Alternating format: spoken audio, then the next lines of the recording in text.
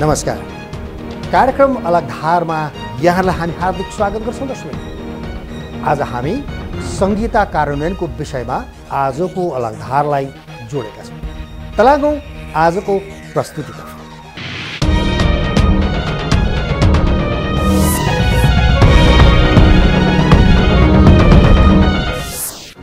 अब आजको प्रस्तुति दर्शक, नेपाल एकात्मक राज्य प्रणालीबाट संघीय राज्य प्रणालीमा बदलिएको छ। हामी संघीयताको अभ्यास गरिरहेका छौँ। गत वर्ष 3 तहको निर्वाचनसँगै संघीयता कार्यान्वयनमा आएको हो। दर्शक, एकात्मक शासनमा व्यवस्थाले देशमा विकास भएन, जनताको अधिकार कुण्ठित भयो, स्वतन्त्रता भएन अनि राज्य सञ्चालनमा जनभावना समेटिएन भयो। संघीयता मार्फत यी मुद्दा सम्बोधन गर्न खोजिएको पनि हो।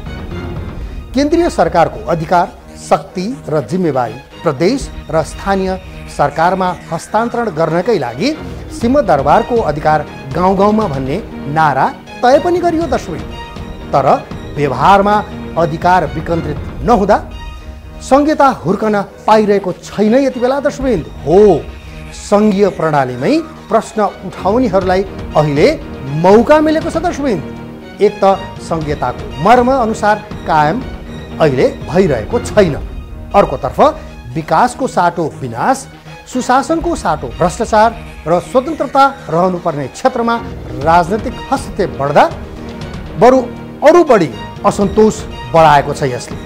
यसले संघीयता विरोधीहरूलाई सक्रिय हुन सघाएको पनि छ। बाँकी अलग धारको यो रिपोर्टमा संघीयता कार्यान्वयनको शल्यक्रिया, सन्तुष्टि कम, आक्रोश बढी। देशले संघीयताको अभ्यास गरिरहेको बेला संघीय सरकारले अधिकार केन्द्रीकरण गरेको टीका टिप्पणीहरू भइरहेका छन्।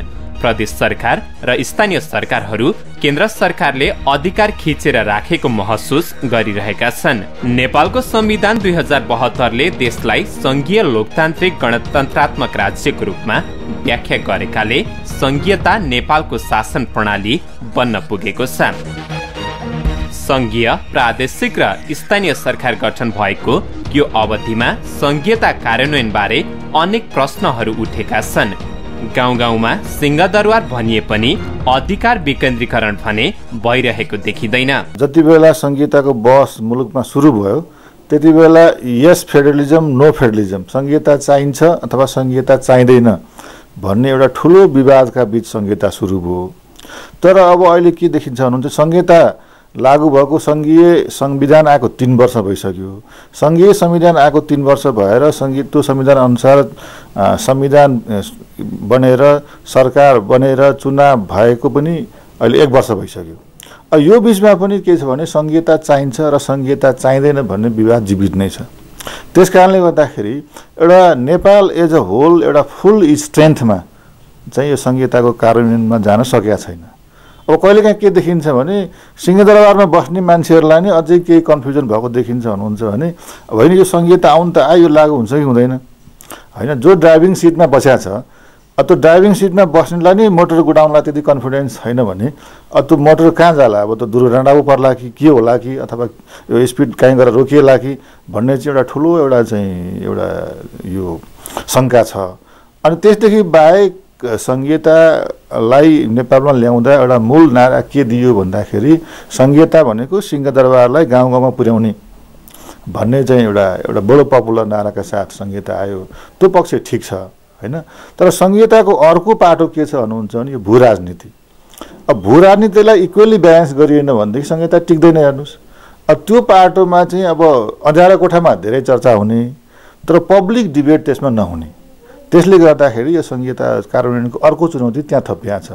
त्यसकारणले यी दुवै पाटालाई ब्यालेन्स गरेर यसकोमा नेतृत्वदायी संस्थामा भएका मान्छेहरू विशेष गरी सरकारले यसलाई राम्ररी ड्राइभ गर्ने हो भने संघीयता राम्रोसँग लागू हुन्छ, नभएदेखि यसको च्यालेन्जहरू एकपछि अर्को थपिँदै जान्छन्। हो, केन्द्रीय सरकारको शक्ति, अधिकार र जिम्मेवारी प्रदेश र स्थानीय सरकारलाई हस्तान्तरण गर्ने पद्धतिले मात्र संघीयता बलियो बन्न सक्दछ। यो प्रक्रियाले राज्य सञ्चालनमा जनसहभागिता बढाउँदछ, तर शासन सत्तामा जनसहभागिता बढिरहेको छैन या बढाउने प्रयत्न गरिएको छैन। यसले संघीय राज्य प्रणालीमै प्रश्नहरू तेर्सिन थालेका छन्। हामीलाई संघीयता चाहिएको विकासको लागि, डिस्ट्रिब्युसनको लागि हो हैन, काम स्पिडमा हुन्छ भन्ने आधार न हो। सङ्घ भए सङ्घले चाहिँ त्यो क्षेत्रभित्र चाँडो विकास गर्छ, सबै प्रब्लम्सहरू उसले आइडेन्टिफाई गर्न सजिलो हुन्छ सानो क्षेत्रमा भनेर हामीले संघीयता इन्भाइट गऱ्यौँ, ल्यायौँ, चुनाव गऱ्यौँ, जितायौँ, सारा कुरा गऱ्यौँ हैन। तर त्यस संघीयता आउँदाखेरि खर्च बढ्यो एकातिर, जमिन टुक्रियो भन्नुपर्छ एउटा हिसाबले। किन टुक्रियो भन्न कसरी मिल्छ भने जस्तो अहिले 2 नम्बर क्षेत्रमा चाहिँ नि 2 नम्बर क्षेत्रले केन्द्रीय व्यवस्थापनको कुरा नमान्ने कुरा पटक पटक आइरहेछ नि, कुराहरू आइरहेछ। त्यो हिसाबले हेर्दा त कुनै बेला टुक्रिन सक्ने सम्भावना पनि पो हो कि शङ्का गर्ने ठाउँ आयो कि। त्यस कारणले त्यो एकातिर भयो भने अर्कातिर चाहिँ पदाधिकारीहरू कर्मचारीहरूको कुरा सुन्दाखेरि पदाधिकारीहरूलाई फेसिलिटी पुगेको छैन। जस्तै 7 जना मन्त्रीलाई, मेरै विद्यार्थीहरू कतिजना मन्त्री सभा सदस्य अध्यक्ष छन्, उनीहरूलाई चाहिँ नि आफ्नो घरमा पाले पारा राख्न ठाउँ नपुग्ने, अनि भाडा भने जस्तो नपाइने, अनि भाडाको चाहिँ नि घर भाडाको दाम चाहिँ धेरै बढी हुने भन्दाखेरि अब 7 जना मन्त्री, त्यही अनुसार कर्मचारी, सचिव स्तरका मान्छे इत्यादि गर्दाखेरि त खर्च त बढ्यो नि। त त्यो खर्च चाहिँ केले धार्ने त, सोर्स चाहिँ के त? जस्तो संघीयता आउँदाखेरि राम्रो भयो, जनताको नजिकै सरकार पुग्यो, सिंहदरबार गाउँ गाउँमा पुग्ने भन्ने जुन हाम्रो नेताहरूले भन्ने गर्नुहुन्छ, त सिंहदरबार गाउँ गाउँमा पुग्यो। तर सिंहदरबार गाउँ गाउँमा पुगेर दियो के त भनेर 9 महिनामा वाच गर्दाखेरि त लु काम गर्न त भ्याएन, 9 महिनामा सकिने कुरा भएन। तर प्रब्लम आइडेन्टिफाई के भयो त? कुन क्षेत्रका जनताको आकाङ्क्षा के हो, दुःख दर्द के हो, त्यो प्रब्लम आइडेन्टिफाई भएर यो चाहिँ प्रब्लम यस क्षेत्रमा देखा पर्यो, यो प्रब्लम हामी यस तरिकाले यति महिनामा यो गरेर हामी सल्भ गर्छौँ भन्ने कुरा त देखिएन। अब त्यो हिसाबले हेर्दा त संघीयताबाट जनताले लिने फाइदा लिन पाएको त छैन नै, पाउने सम्भावना पनि कम देखिन्छ नि। लामो राजनीतिक द्वन्द्व समाप्त भएकाले मुलुक अब समृद्धिको यात्रामा लम्किने भाषणबाजीहरू पनि भइरहेका छन्। सरकारको ध्येय देशमा विकासको लहर ल्याउनु हो। 2007 सालमा राणा शासन अन्त्य भएदेखि अहिलेसम्म देश र जनताले चाहेको विकास नै हो, तर विकासको यात्राले कछुवाको गति पनि समात्न सकेको छैन। विकासको नाममा ग्रामीण क्षेत्रमा डोजर चलेका छन्। शिक्षा, स्वास्थ्य जस्ता महत्त्वपूर्ण क्षेत्रहरू सेवामुखी कम, नाफामुखी बढी भएका छन्। 3 तहको सरकार बनेसँगै कर बढेको छ, त्यस अनुरूप सेवा सुविधाहरू उपलब्ध छैनन्। आर्थिक क्षेत्र धरायसी बनेको छ, व्यापार घाटा बढेको बढै छ, तर नेतृत्व तह सपना बाँड्नमा व्यस्त देखिन्छ। स्रोत र साधनको पहिचान र परिचालन सुस्त छ। हाम्रो चाहिँ जुन फिस्कल फेडरलिजममा एउटा बेसिक फन्डामेन्टल प्रिन्सिपल के छ भनेदेखि रेभिन्यू डिसेन्ट्रलाइजेसन हुनुपर्नेमा हामीले स्पेन्डिङ डिसेन्ट्रलाइजेसनतिर फोकस गऱ्यौँ।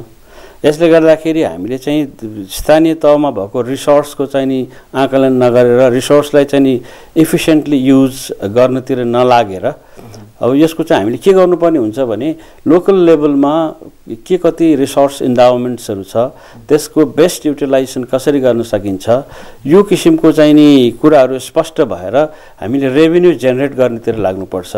होइन, रेभिन्यू जेनेरेट नगरेर यो स्थानीय जनता यसै पनि गरिब छन्, त्यसमा पनि उनीहरूमाथि चाहिँ थप गरेर थप कर लगाएर उनीहरूबाट चाहिँ रेभिन्यू जेनेरेट गर्ने भन्ने कुरा चाहिँ नि एकदमै अव्यावहारिक र यसले चाहिँ असन्तुष्टि पैदा गर्छ।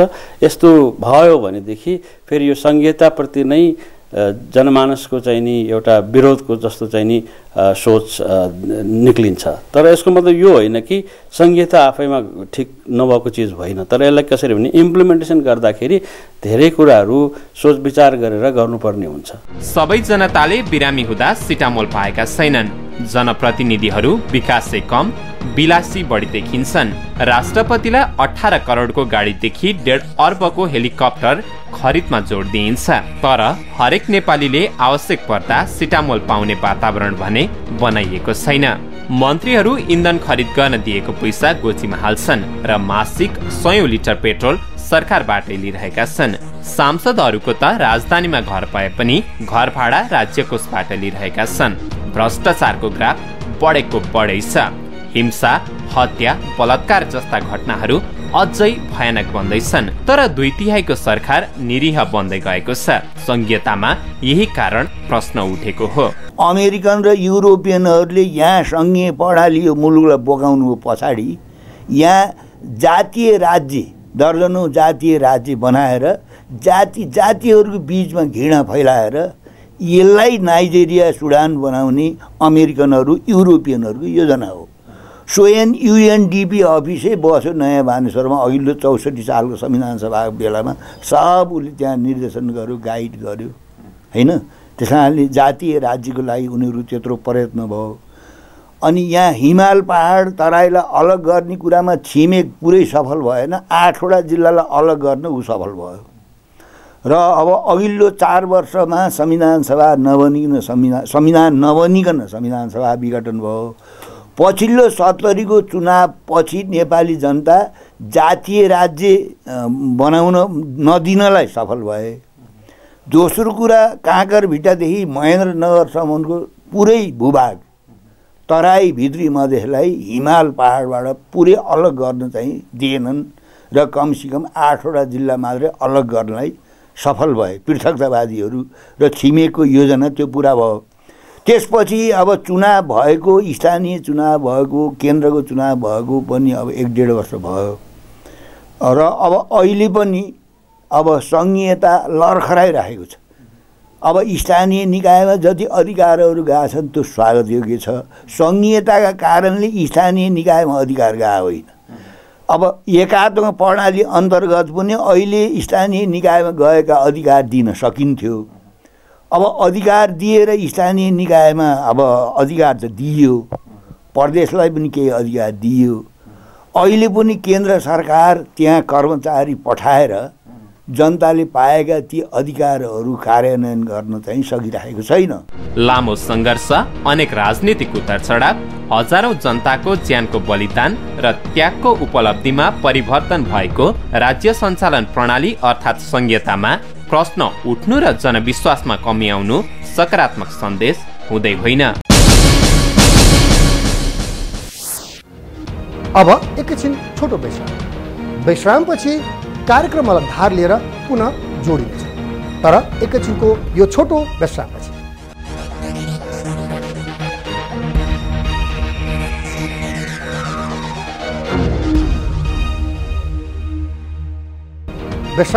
कार्यक्रम अलग धारमा यहाँलाई हामी हार्दिक स्वागत गर्छौँ। दर्शक, संघीयता खर्चिलो व्यवस्था। घर दैलोमा सेवा प्रवाह गर्न खर्च अवश्य बढ्छ नै दर्शक। यसले जनतामा राज्यप्रतिको विश्वास बढ्न मद्दत गर्छ। स्रोत साधनको पहिचान, दिगो विकास जस्तो विषय यसको सुन्दर पक्ष पनि हो। स्थायी सरकार भनिएका कर्मचारी तन्त्रको समायोजन हुन नसक्नु, कर्मचारीहरूको अभावमा प्रदेशका कामहरू प्रभावित हुनु अनि कर्मचारी आन्दोलित बन्नु जस्ता विषयले यसको सुन्दर पक्षलाई छोपिदिएको छ। अनि सङ्घीय सरकार बन्ने बित्तिकै कायापलट हुन्छ भनेर सरकारले जनभावनामा खेलिदिँदा जनताले यसको परिणाम खोजेका हुन्। दर्शक, संविधान अनुसार प्रदेश बीचको सम्बन्ध कायम गर्न अनि बनाउन मिल्ने अन्तर प्रदेश परिषदको बैठकमा ढिलाइ गर्नु, स्वायत्त प्रदेशमा केन्द्र सरकारको हस्तक्षेप बढ्नु, आफू अनुकूल कानुन बनाउने वातावरण तयार नबन्नु जस्ता कारणले प्रदेश हात बाँधेर बस्नुपर्ने बाध्यता अहिले परेको छ।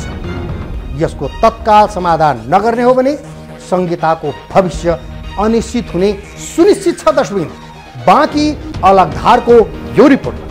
प्रदेश प्रति संघीय सरकार अनुदार, कर्मचारी तन्त्र पनि असहयोगी।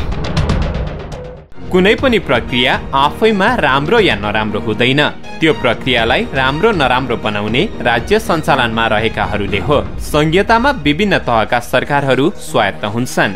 एकात्मक राज्य व्यवस्थामा जस्तो केन्द्रीय सरकार बलियो हुने होइन। तर हामी यो सिद्धान्तमा टिकिरहेका छैनौं। प्रदेश सरकारको अधिकारमा संघीय सरकार हाबी छ।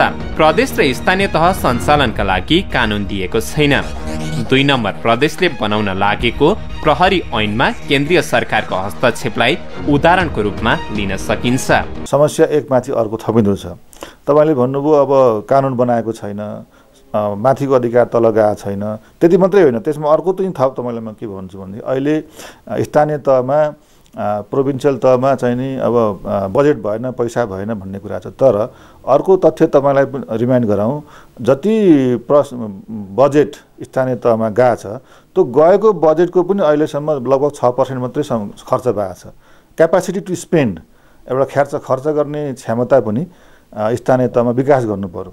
अनि एउटा इन्टरप्राइजिङ स्टेट भन्छ नि, एउटा उद्यमशीलता चाहिँ नि स्थानीय सरकारहरूले, प्रोभिन्सियल सरकारहरूले विकास गर्नु पर्यो। त्यो पाटो उनीहरूको छ भनेदेखि अब केन्द्रीयमा चाहिँ के छ भन्नुहुन्छ नि, एउटा चाहिँ परम्परागत सोच र अधिकार तल जान नदिने एउटा चाहिँ हाम्रो एउटा स्ट्रक्चरल नै त्यस्तो छ। एउटा इनर्जी अफ इनर्सिया भन्छ नि, यो त न्युटनको एउटा साइन्टिफिक ल नै हो, इनर्जी अफ इनर्सिया।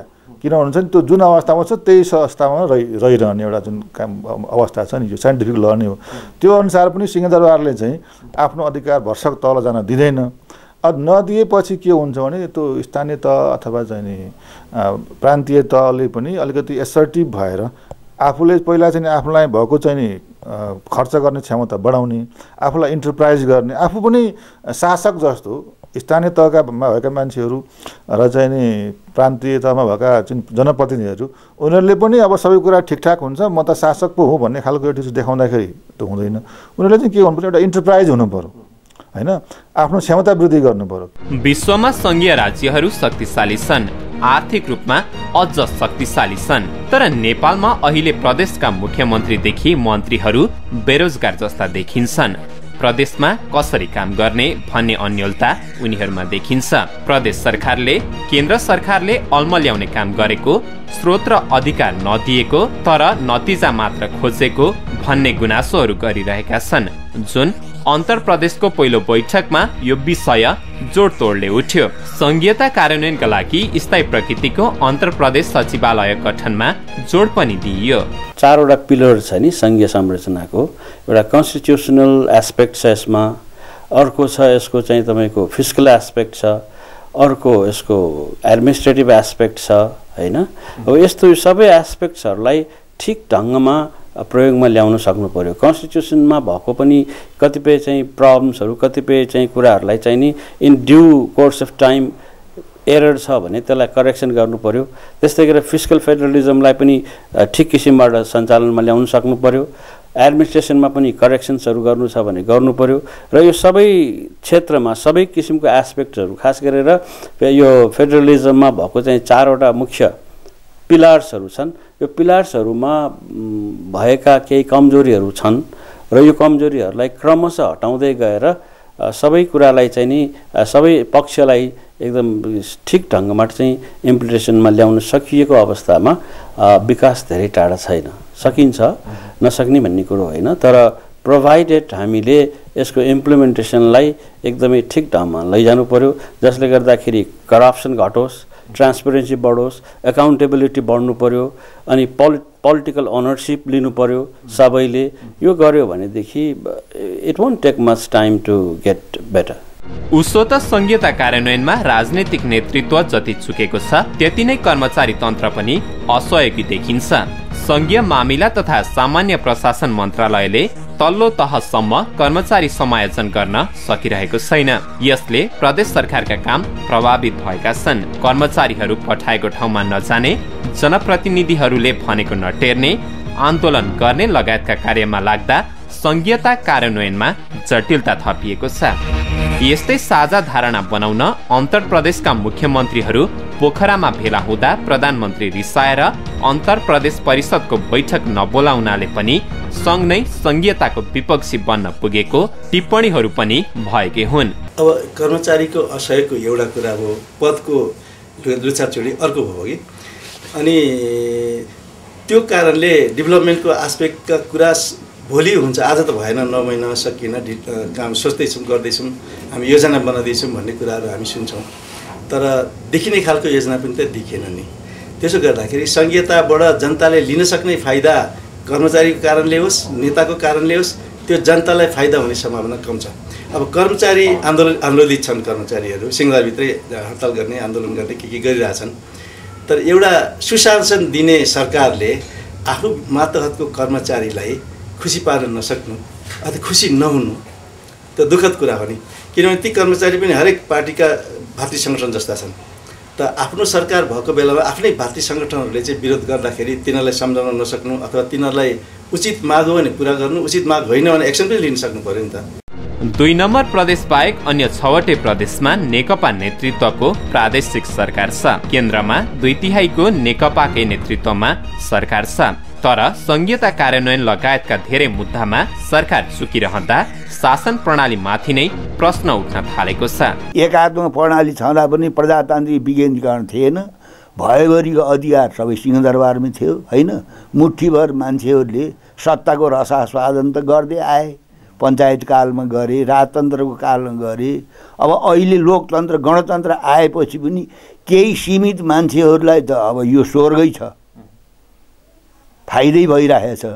तर बहुसङ्ख्यक मानिसहरूलाई, बहुसङ्ख्यक किसान मजदुर, निम्न तहका चाहिँ कर्मचारी, विद्यार्थी, अब उनीहरूको लागि सङ्घीयता बेललाई कागलाई बेल पाके जस्तो भएको छ, बोझ भएको छ नि। अब एउटा साधारण मान्छेले पनि अब जबरजस्ती कर तिर्नु परेको छ, राज्यले सुविधा नदिनु पर्ने, जनता आफ्नो विषय लिएर अदालतमा जाँदा घुस खुवाउनु पर्ने, मालमा जाँदा घुस खुवाउनु पर्ने होइन। अस्पतालमा जाँदाखेरि अब पैसा नभएका मर्नुको विकल्प नहुने, अब पैसा नहुनेहरूले अब सार्वजनिक स्कुलमा पढाउनु पर्ने छोरछोरी, पैसा हुनेहरूले ठुला ठुला महँगा बोर्डिङमा पढाउनु पर्ने। अनि अब राज्य सत्ताका भक्त त तिनै अब ठुल्ठुला अब ठेकदारहरू, तस्करहरू, माफियाहरू अब उनीहरू पो भएका छन्। उनीहरूलाई त हिजो पनि फाइदै थियो, आज सङ्घ आए पनि फाइदा छ। त्यसो भएको हुनाले वास्तवमा सङ्घीय प्रणाली आएर केही मान्छेहरू अब 3 तहमा, कोही अब स्थानीय निकायमा, कोही प्रदेशमा, कोही केन्द्रमा, उपल्लो तहमा गए। तर अब सर्वसाधारण जनताको जीवनमा खासै फरक चाहिँ आएन र उनीहरूलाई झन् बढी तपाईँको चाहिँ नि पीडा थपियो, करको बोझ थपियो। संघीयताले राज्य सञ्चालनमा खर्च बढाउँछ, त्यही स्रोत र साधनको पहिचान भएर उत्पादन बढ्ने, दिगो र तीव्र विकास हुने पक्षलाई नजरअन्दाज गर्न मिल्दैन, जुन यसको सुन्दर पक्ष हो। छोटो समयमा देशमा कायापलट हुने पनि होइन, तर बिहानीले दिनको संकेत गर्छ भने चाहिँ संघीयता लागू भएको लामो समयसम्म पनि गति भने लिएको देखिँदैन। संघीयताको विरोध गर्नेको पनि त्यो आफ्नो आफ्नै बिजनेस छ क्या सबैको। अब त्यो चाहिँ नि संघीयता विरोध गर्नेहरू पनि अब विरोधको लागि विरोध गर्ने, आफ्नो पोलिटिक्सको लागि विरोध गर्ने, आफ्नो पोलिटिकल स्पेसको लागि विरोध गर्ने र चाहिँ नि एउटा विरोध गर्ने एउटा तबका छ, उसले विरोध गर्न मात्रै जाने छ, त्यस्तो पनि देखिन्छ। तर मेरिटमा हेर्दाखेरि के देखिन्छ भन्नुहुन्छ भने संघीयता भनेको एउटा कम्प्लेक्स सिस्टम भए पनि यसले जनतालाई को अधिकार तल्लो तहसम्म लाने मूल्यमा धेरै कुरा हामीले कम्प्रोमाइज गर्नुपर्छ, यसलाई सहनुपर्छ, सिक्नुपर्छ र वान आफ्टर एनदर यसलाई कार्यान्वयन गर्नुपर्छ। र विरोध हुन पनि स्वाभाविक हो, तर विरोध हुँदैमा यसलाई चाहिँ नि यो ठिक छैन अथवा टिक्दैन भन्न चाहिँ मिल्दैन। संहिताको जुन प्रयोग हो हाम्रो लागि नयाँ पनि हो, यस कारणले गर्दाखेरि यो संहितालाई ठिक ढङ्गमा इम्प्लिमेन्टेसन गर्नमा केही कठिनाइहरू छन्। पहिलोपटक हो, यसले गर्दाखेरि कसरी चाहिँ नि पावर सेयरिङ गर्ने, कसरी चाहिँ नि अब फाइनेन्स सेयरिङ गर्ने आदि कुराहरूमा अझै पनि स्पष्टता आइसकेको छैन। र खास गरेर हामी यो स्पेन्डिङ डिसेन्ट्रलाइजेसनमा फोकस गरिरहेछौँ, जबकि यो संहितामा फिस्कल फेडरलिजममा रेभेन्यू डिसेन्ट्रलाइजेसन बेटर हुन्छ। र रेभेन्यू डिसेन्ट्रलाइजेसन गर्दाखेरि मानिसको आम्दानी बढेसँगै रेभेन्यू कलेक्सन पनि बढ्दै जान्छ, पर क्यापिटा बढेसँगै रेभेन्यू कलेक्सन पनि बढ्दै जान्छ।